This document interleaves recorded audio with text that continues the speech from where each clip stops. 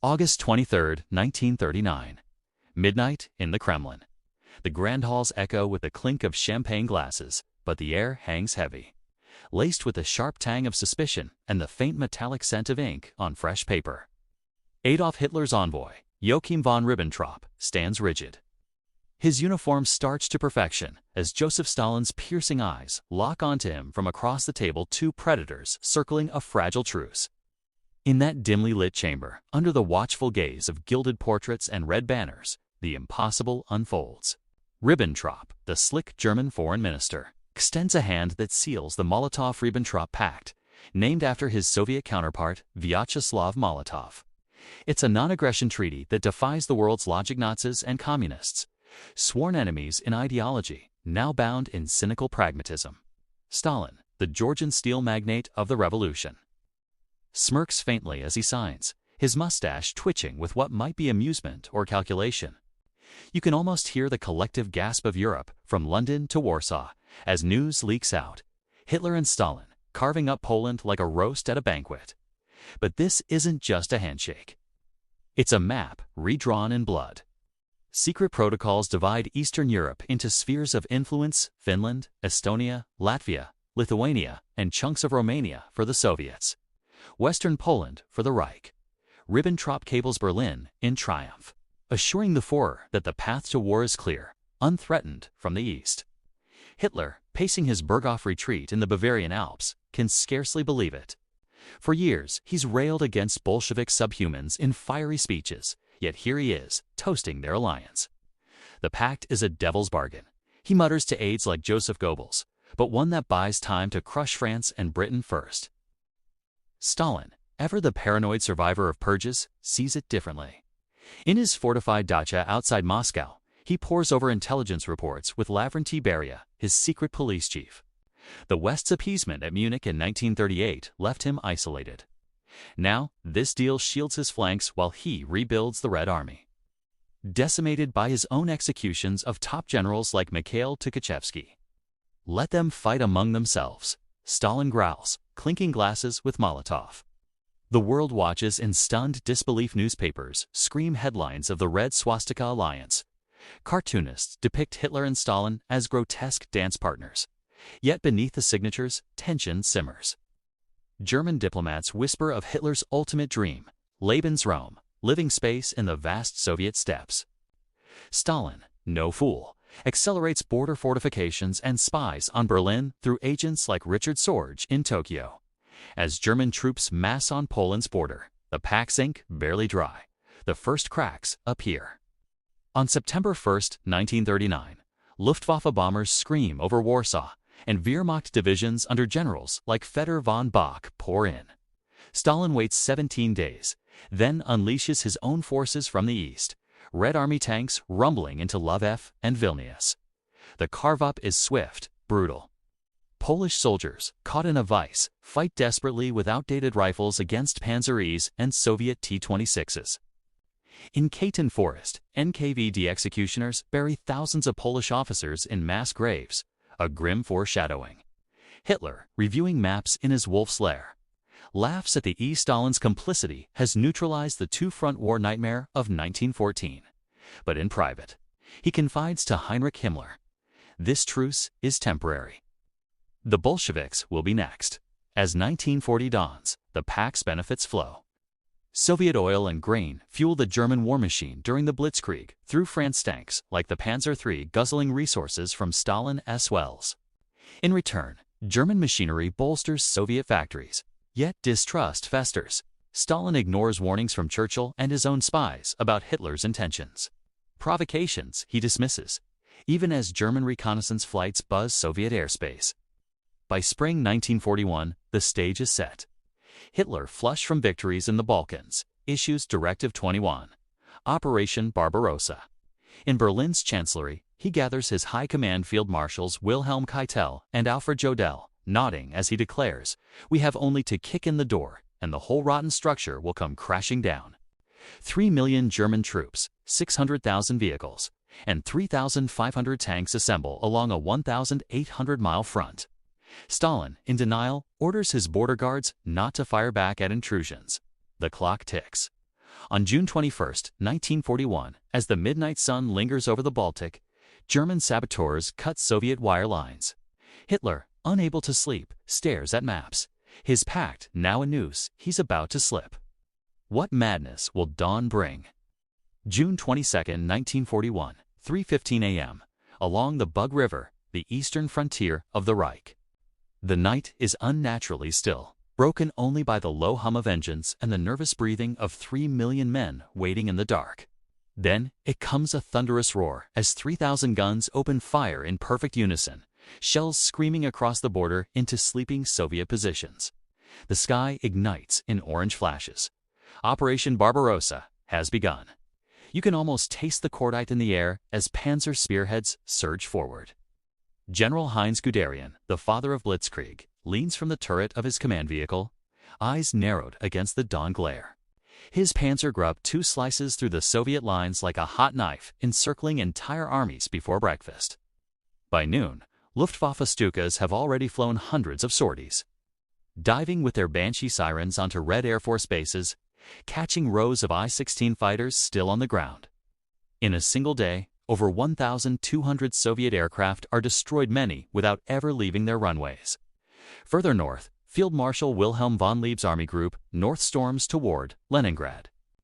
In the center, Field Marshal Fedor von Bock's army group center drives a dagger straight for Moscow, its flanks guarded by Guderian's and Hermann Hoth's panzer groups. The speed is intoxicating. Villages burn. Soviet columns, caught on the march, are shredded by MG-34 machine guns and 88mm flak guns, firing point blank.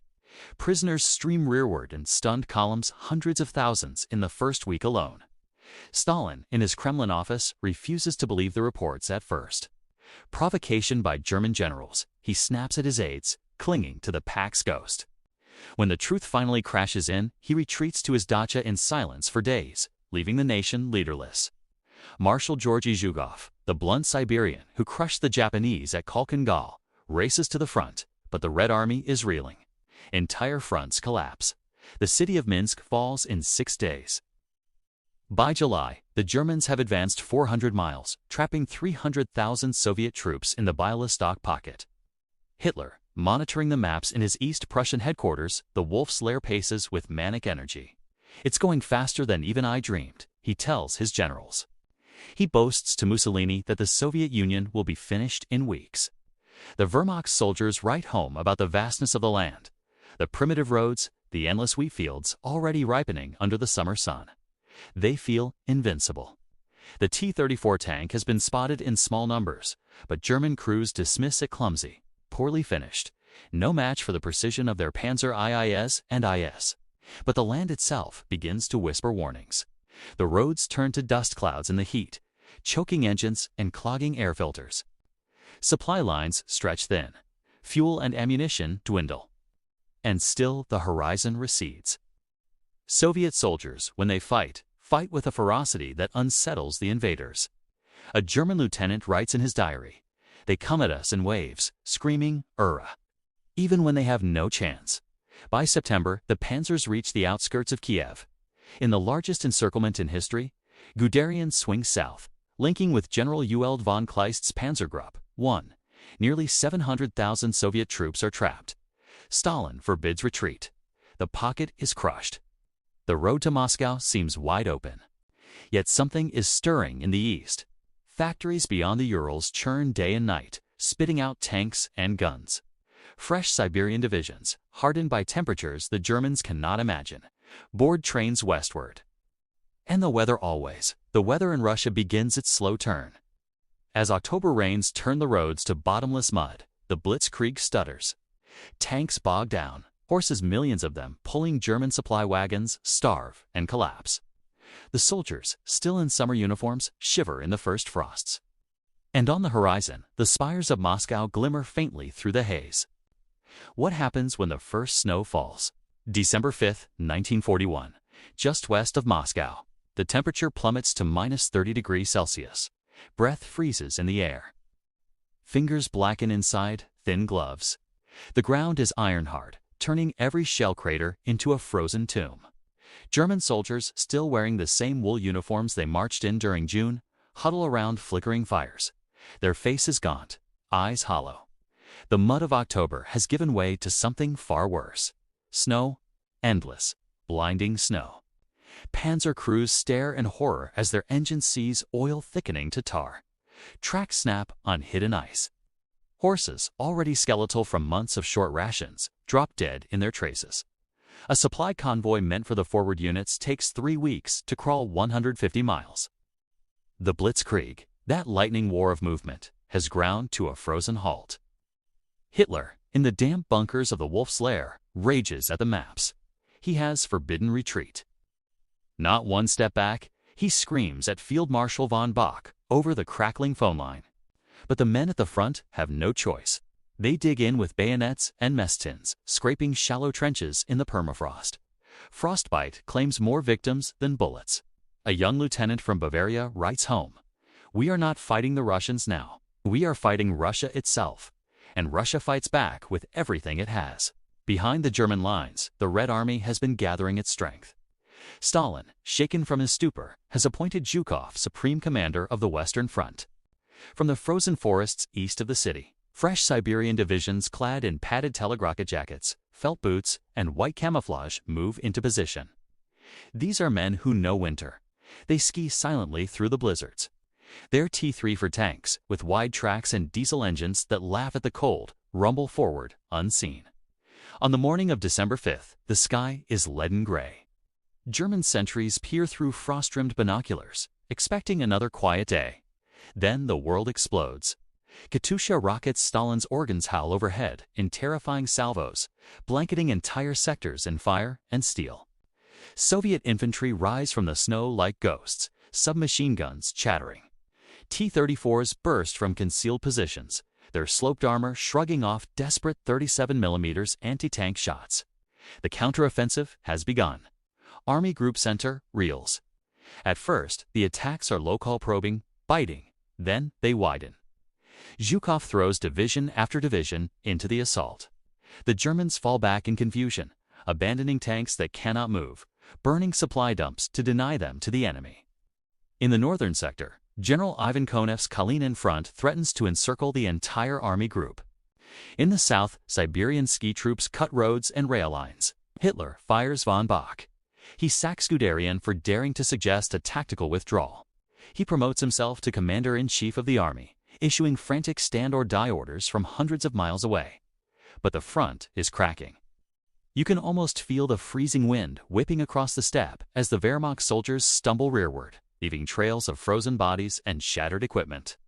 The myth of invincibility is dying in the snow. For the first time since 1939, German troops are in full retreat. And in the distance, the church domes of Moscow still stand untouched. But the winter is far from over. What price will the Red Army pay to drive the invader back? January 1942. The snow keeps falling. It buries the dead where they fall, turning battlefields into smooth white expanses broken only by the blackened skeletons of burned-out tanks. Both sides pay a price in blood and flesh that no one back home can truly comprehend. The Red Army presses its advantage with relentless fury.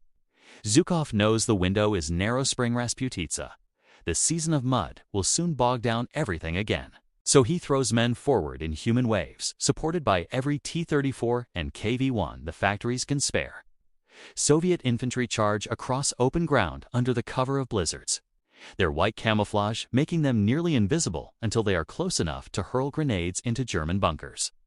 The fighting is primal bayonets, shovels, fists. A German sergeant recalls, "They came out of the snow like wolves.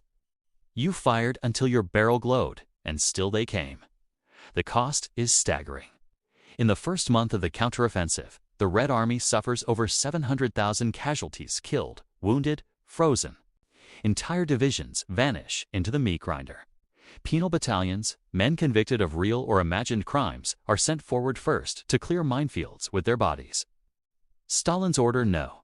227, not one step back, is read to every unit.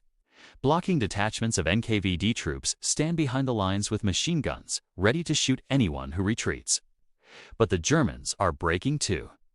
Frostbite alone claims 100,000 men in December and January, Fingers and toes turning black, then falling off. Ammunition runs low. A single artillery battery might have only a dozen shells per day. Soldiers strip boots and coats from frozen Soviet corpses, wrapping themselves in whatever they can find. Letters home turn desperate. Mother, send wool socks. Send anything warm. We are dying here.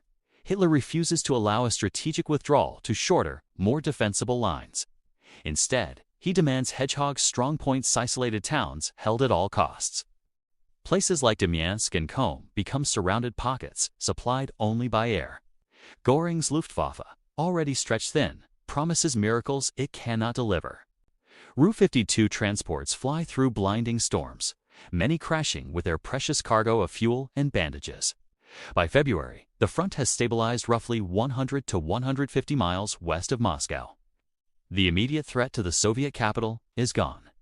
Stalin declares a great victory, and the bells of the Kremlin ring out across the city for the first time since June. Civilians weep in the streets, hugging soldiers who stumble back from the front looking like old men at 20. Yet no one believes the war is over. The Wehrmacht, though battered, is far from destroyed. 2 million German soldiers still occupy Soviet soil. Their panzer divisions, refitted during the brief winter lull, wait for the ground to harden. In the wolf's lair, Hitler stares at the maps with bloodshot eyes. The easy knockout blow he promised has failed. The pact he signed with Stalin in 1939 now feels like a distant, mocking memory. He speaks less and less of quick victory, more of fanatical resistance and final victory through willpower. Far to the east, in factories beyond the Urals, women and children work 16-hour shifts, turning out tanks at a rate the Germans cannot match. The Soviet Union has survived the unthinkable. It has traded space and blood for time. And time, in Russia, has always been the greatest weapon. But as the spring thaw approaches, a new question hangs in the frozen air. Can the Red Army turn survival into annihilation? Summer 1942.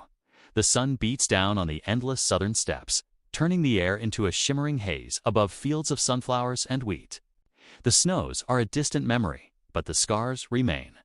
Abandoned tanks rust beside the roads like dinosaur bones. Mass graves dot the landscape, hastily covered by both sides. The Wehrmacht has spent the winter and spring licking its wounds, refitting and dreaming of one last decisive blow. Hitler, his health beginning to falter under the strain, fixates on the south. Oil, the lifeblood of modern war. The Caucasus fields around Baku and Grozny promise to fuel his panzers forever. Stalingrad, that sprawling industrial city on the Volga, becomes the gateway. He renames the offensive fall blockade. Blue and pours his best remaining forces into it. General Friedrich Paulus's Sixth Army, rebuilt and reinforced, marches southeast alongside Kleist's panzers and the allied Romanian, Hungarian, and Italian armies. At first, it works. The Red Army, exhausted from its winter exertions, falls back in good order this time. Zhukov and Marshal Alexander Vasilevsky have learned bitter lessons. They trade space deliberately, drawing the Germans deeper into the vastness. By August, German troops stand on the banks of the Volga. Soldiers dip their hands in the water and send postcards home. We have reached the end of the world. Stalingrad itself becomes a cauldron. Street by street, house by house, the fighting turns medieval.